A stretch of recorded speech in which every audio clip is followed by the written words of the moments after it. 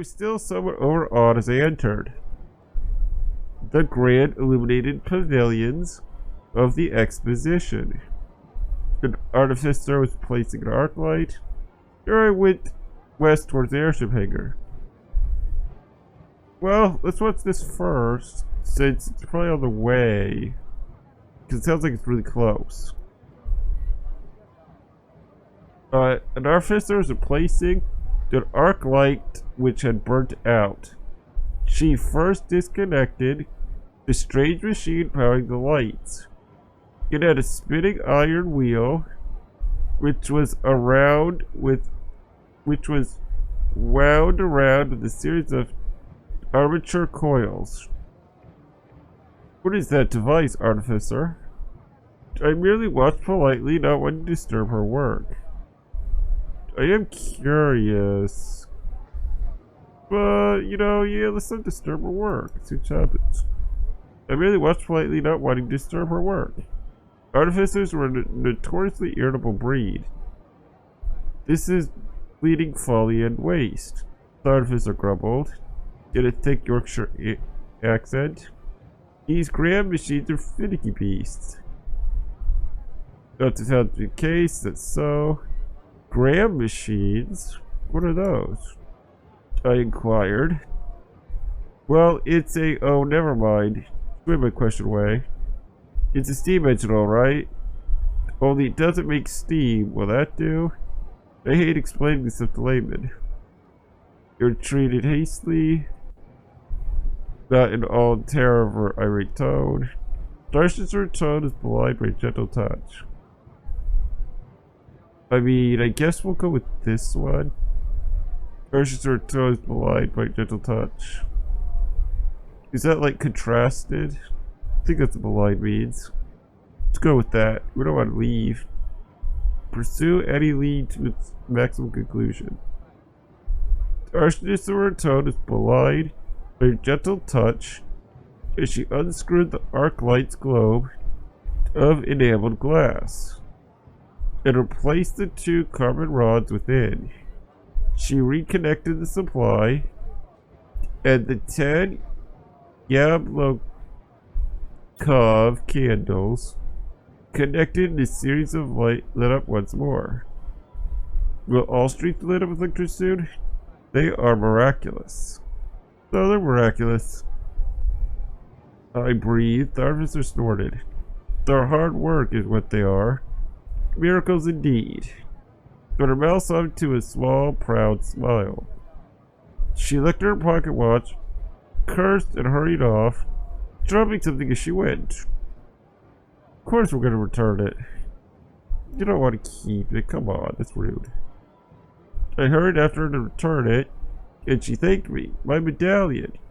I'll need that to get my lunch from the canteen. Thank you. See, it was just for lunch. It's not really worth keeping. So I waved, duty done, walked away, bowed, and returned. Okay.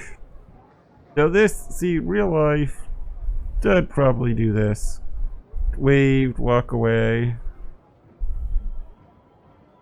But I would rather do this. It's just I know I wouldn't. The reason I would say I bowed returned. So, if any of you ever watch Dragon Ball Z, which I hope a lot of you have at least, you'll know that character Goten, before he fights an opponent, he would always like bow. And back when I was a kid, just watching Dragon Ball, that was always something that I really liked. So, we'll say I bowed return.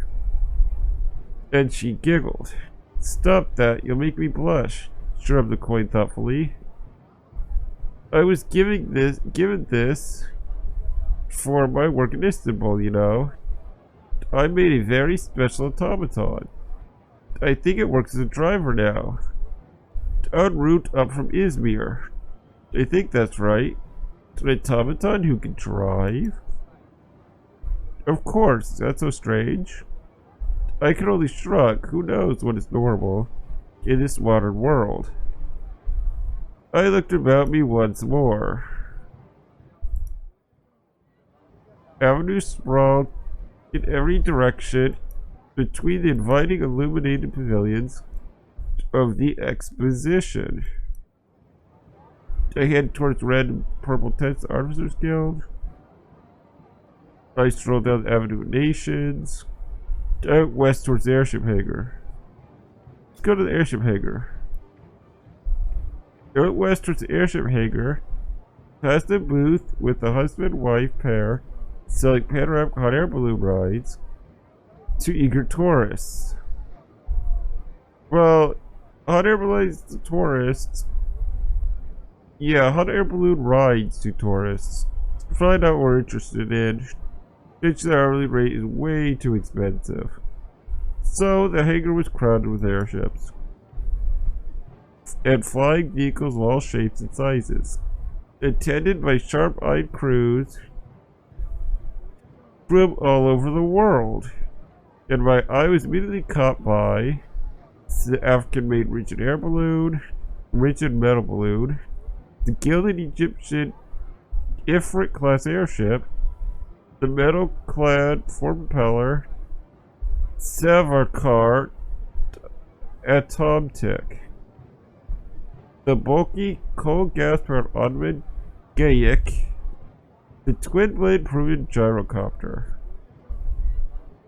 I mean, just knowing the modern day, I mean, airship is cool. So yeah, it's either the airship or the Savarkar Atomtic. Because for propeller, you know, that's kind of what we're moving towards, like drones like that. And it's predicted helicopters will be that way one day as well. Well, you know, so with hindsight, with a modern perspective, let's look at the four propeller. Okay, let's see. With its red and yellow painted hull. They use the power of the sun, you know, remarked the lady at the stand. No fuel at all? Sounds rather like witchcraft. Witchcraft. Willy. Really? No, that sounds like a conspiracy. So no. No conspiracy theories. No fuel at all. A little for takeoff. And for emergencies. They have rainy seasons in India. And they don't want their whole fleet grounded. Atomtic such as this sailed the skies of British India near the Delhi home of their inventor, Amulia Savarkar. Perhaps one day soon, Sir Fogg and I would find ourselves flying in such a craft. I returned to the exposition center, my thoughts turning with clouds and engine rotors. Crowds of tourists jostled and heaved past, their eyes wide with wonder. Okay, let's go to the Avenue of Nations. I took a stroll down the Avenue of Nations, lined with buildings in the styles of the nations of the world, and manned by foreign delegates in national dress.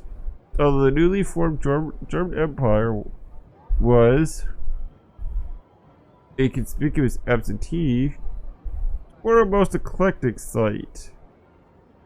Let's say it's the most eclectic sight. And like I said earlier, German Empire, newly formed. Like I said, you see, I know my history. Probably too much history. Most eclectic sight. The Austro-Hungarian delegation was being harangued by an artificer